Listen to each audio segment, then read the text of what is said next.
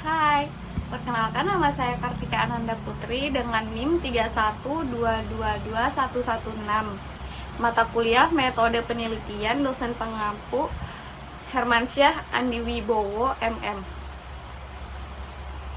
Di sini saya akan mempresentasikan hasil penelitian saya yang berjudul Pengaruh Praktik Manajemen Sumber Daya Manusia terhadap Kinerja Karyawan. Selanjutnya yaitu ada latar belakang. Kinerja karyawan merupakan salah satu faktor penting organisasi untuk mendapatkan keunggulan kompetitif di dunia bisnis, menurut Kahn and Wisner 2019. Demikian pula, keberhasilan organisasi tergantung pada karyawan-karyawan karena mereka memiliki suatu keterampilan, pengetahuan, dan kompetensi yang dibutuhkan untuk pelaksanaan strategi dan perencanaan organisasi, menurut A. Ismail 2015. Pertama yaitu ada pentingnya kinerja karyawan dalam meraih keunggulan kompetitif. Kedua, ada SDM menjadi pelaksanaan utama strategi organisasi. Ketiga, banyak praktik HRM mempengaruhi kinerja, namun hasil penelitian sebelumnya masih beragam. Next, rumusan masalah dan pertanyaan penelitian. Bagaimana pengaruh? Pertama, rekrutmen dan seleksi. Kedua, pelatihan dan pengembangan. Ketiga, kompensasi. Keempat, penilaian kinerja. Kelima, perencanaan suksesi terhadap kinerja. Selanjutnya yaitu ada tujuan penelitian. Pertama yaitu menjelaskan hubungan antara praktik HRM dan kinerja. Kedua, memberikan rekomendasi strategis berdasarkan hasil analisis data. Ketiga, menguji pengaruh masing-masing variabel secara kuantitatif. Selanjutnya, kajian teori dan pengembangan hipotesis. Hipotesis H1, rekrutmen dan seleksi berpengaruh positif terhadap kinerja. H2, pelatihan dan pengembangan berpengaruh positif terhadap kinerja. H3, kompensasi berpengaruh positif terhadap kinerja. H4, penilaian kinerja berpengaruh positif terhadap kinerja. H5, perencanaan suksesi berpengaruh positif terhadap kinerja. Selanjutnya ada teori. Yang pertama yaitu Social Exchange Theory atau SET. Yang kedua, Ability, Motivation, Opportunity, yaitu AMO Theory. Next, metode penelitian. Pertama, jenis penelitian yaitu kuantitatif. Kedua, responden 155 karyawan. Ketiga, teknik sampling non-probabilitas via Google Form. Keempat, instrumen kuesioner tertutup skala Likert. Kelima, analisis SEM PLS, outer loading, Fornell, Likert, HFE, HTMT, dan hipotesis. Selanjutnya profil responden. Karakteristiknya itu jenis kelamin, mayoritasnya perempuan 57%, usia 18-25 tahun 72%, pendidikannya SMK atau SMA 55%, jabatan staf atau karyawan biasa 51%, penghasilannya dari 4 sampai 5,5 juta yaitu 45%. Selanjutnya ada validitas dan reliabilitas instrumen.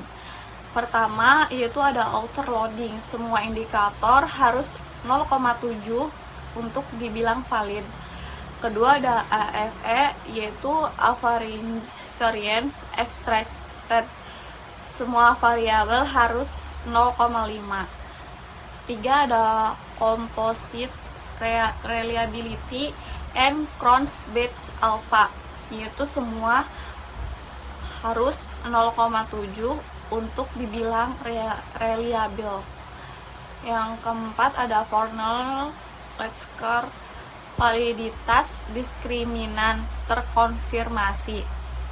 Kelima ada HTMT, beberapa mendekati 0,9 untuk dibilang untuk perlu diperhatikan. Next, selanjutnya ada hasil uji hipotesis. Yang pertama ada variabel rekrutmen dan seleksi kinerja. tes statistiknya 1966, p-value-nya 0,050, signifikan ya. Pelatihan dan pengembangan kinerja tes statistik 1,217, p-value-nya 0,224, signifikan tidak. Variabel kompensasi terhadap kinerja tes statistiknya 1,508, p-value-nya 0,132, signifikan tidak.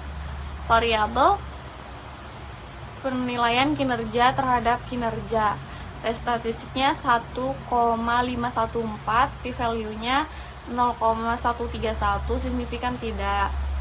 Variabel perencanaan suksesi terhadap kinerja tes statistik 1,223, p-value-nya 0,222, signifikan tidak. Pembahasan hanya rekrutmen dan seleksi yang signifikan secara statistik. Kedua, variabel lain meskipun berhubungan positif tetapi tidak signifikan. Ketiga, mungkin disebabkan oleh usia responden muda dari 18 sampai 25 tahun, pengalaman kinerja rendah, atau resepsi terhadap HRM yang belum matang. Selanjutnya saya akan membacakan kesimpulan. Pertama, penelitian ini menunjukkan bahwa dari 5 praktik manajemen SDM yang diuji, hanya rekrutmen dan seleksi yang terbukti berpengaruh signifikan terhadap kinerja karyawan. Kedua, praktik lain seperti pelatihan, kompensasi, penilaian kinerja, dan perencanaan suksesi berhubungan positif tetapi tidak signifikan secara statistik. Ketiga, hal ini menunjukkan pentingnya proses rekrutmen yang tepat dalam meningkatkan kinerja karyawan. Sementara, aspek SDM lainnya perlu ditinjau kembali implementasinya. Keempat, yaitu hasil ini memberikan masukan praktis bagi orang untuk lebih fokus memperbaiki proses seleksi dan mengevaluasi efektivitas program SDM lainnya. Selanjutnya ada implikasi dan saran. Pertama itu implikasi praktis. Ada organisasi perlu fokus pada proses rekrutmen dan seleksi yang strategis. Selanjutnya ada evaluasi pelatihan dan kompensasi yang tidak memberikan dampak signifikan. Kedua, ada saran untuk penelitian lanjutan. Pertama, gunakan responden dari berbagai sektor industri. Ketiga, kombinasikan pendekatan kualitatif. Ketiga, tambahkan variabel mediasi seperti motivasi dan kepuasan kinerja. Keterbatasan penelitian. Pertama, ada usia responden relatif muda, yaitu bias persepsi HRM. Kedua, ada teknik sampling tidak acak atau keterbatasan generalisasi.